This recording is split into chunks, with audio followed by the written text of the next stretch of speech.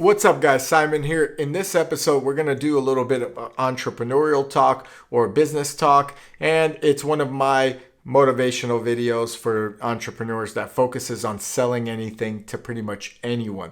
I feel like if you're going to be an entrepreneur, a business owner, or go into any transaction or even negotiation, you got to be able to sell yourself or a product to that individual, company, a person in the meeting, etc. So this video is going to cover how to sell anything to anyone, some of my highlights and my points and personal experiences, and hopefully this will be something that you could use in your endeavors, in your business, in your entrepreneur life, or even in relationships to get what you want out to that individual. So before I get into this video, I always remind you guys to like the video, subscribe to the channel if you haven't done so already, and I appreciate it. So let's get into this video.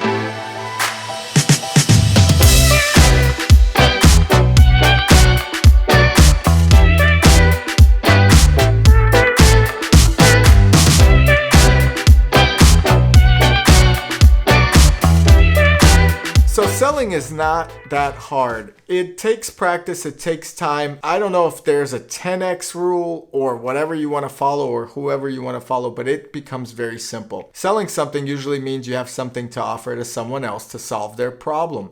And you have to keep it simple. That is the biggest thing that people forget about sales. Often people make it about the product, they make it about the experience, they make it about themselves.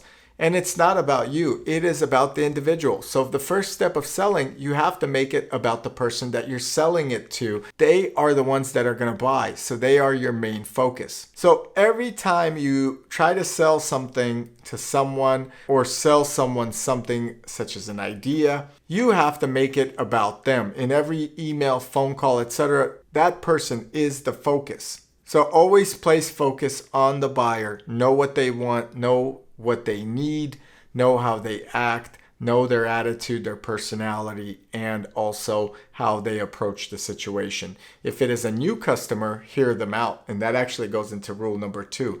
Talk less and listen more. Talking less in a sales meeting really gives you an advantage. When you talk less and you listen more, the individual will give you what they want, what they need, or how they are thinking. If you're talking, you're not observing the individual, you're not getting what is necessary out of them to make sure that you sell them a product. So you're not convincing them anything, you're not getting any details. So the big rule is just stop talking and listen to them to find out what it is that they need, want, desire, or what their move is going to be, simply to make sure that you get a sale. Rule number 3 is do your research on the person, on the product, on what they need and what they want. Or if they don't need anything, you have to overcome those objections. Oftentimes, research can include researching the individual on LinkedIn, Facebook, Instagram, etc. to get a persona or an idea built up. When people are building ideas of individuals, or even putting people on board seats, or creating companies, or even creating a business plan, they set out certain personas or put people in certain positions, and they have a structure. When you're selling someone, you want to create a structure or a persona on that individual, like a file or a case file.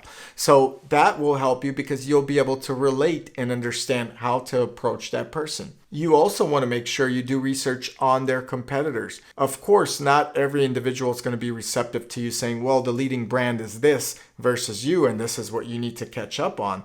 However, they need to understand you know the market, and you gotta give the individual the fact that you've done research on the market and what you're selling.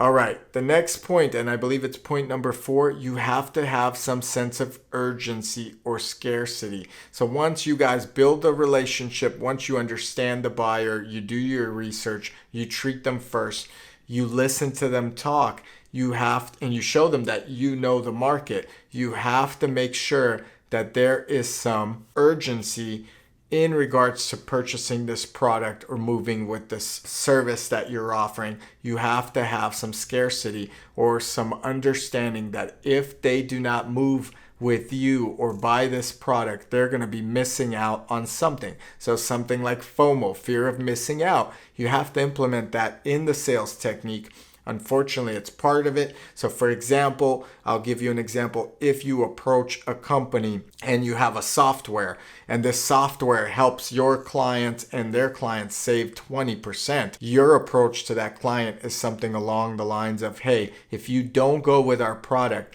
you're losing 20% in revenue. And if you're a $10 million company, you're going to be losing $2 million in revenue by not switching to our software this year alone, and you have to act now because the quarter is ending. So that is urgency, scarcity, and almost fear of missing out in that whole presentation. Now, if you have any to add during this video, please comment below with any techniques that you use or like to hear about or suggest to other people that are listening. And as always, the biggest favor you could do for me is like the video, subscribe to the channel. I like to do this when I'm in sales. You have to stand out and be entertaining. I found that when I hired salespeople, the salespeople that have built the most rapport, that laughed on the phone, that enjoyed what they're doing, were the most successful. The ones that were dull and boring and never really enjoyed what they're doing or were not genuinely happy people were not selling as much. Now, laziness is a completely different topic. You could be a happy individual and still be lazy, or you could be dull but be on time and productive and responsive. So there are two different spectrums, but the person that is organized, productive, responsive with a smile will generally get more business than anyone else. Always sell results and solutions. You cannot just sell a product. You're selling results and solutions, or solutions and results. So basically what that means is when you're selling someone something, you are guaranteeing or you are proposing a solution that's going to improve their lifestyle, their life, their business, their operation, whatever it may be. So you have to focus on that and then combine that with the scarcity and the urgency of them not doing that.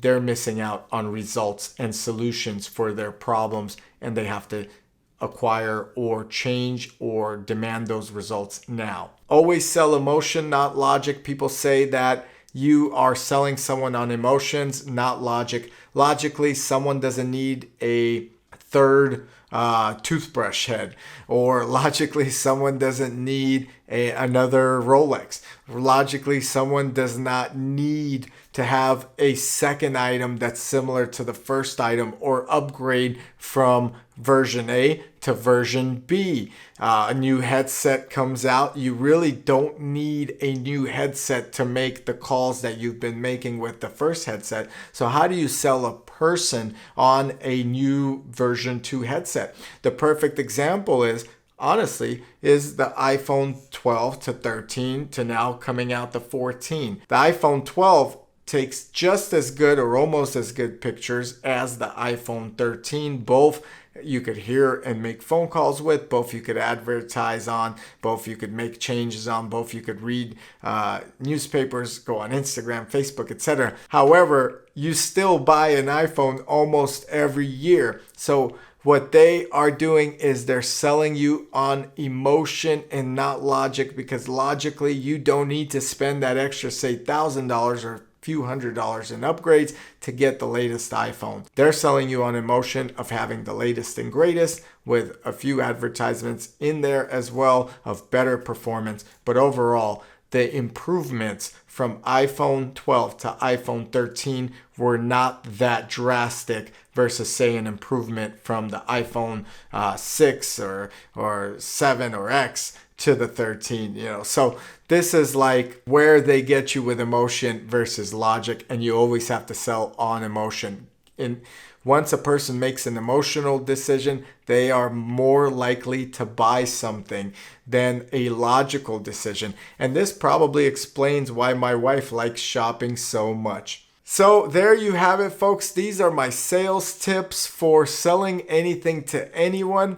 Just make sure you go ahead and put forth your best effort. Always be honest, always be transparent, but always make sure that you're providing some type of value to solve some type of problem for the buyer and make it about the buyer. Put some urgency into why they need to buy it. Otherwise, that buyer is going to drag things on with you and constantly tell you they'll buy and never have an end date.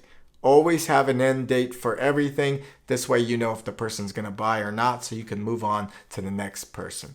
Hope you enjoyed this video. If you did, the biggest favor you could do for me is like, subscribe, and comment below. The comments help this YouTube algorithm. I also enjoy them with discussion. I hope you do as well. I'll catch you guys here in the next video. Thank you.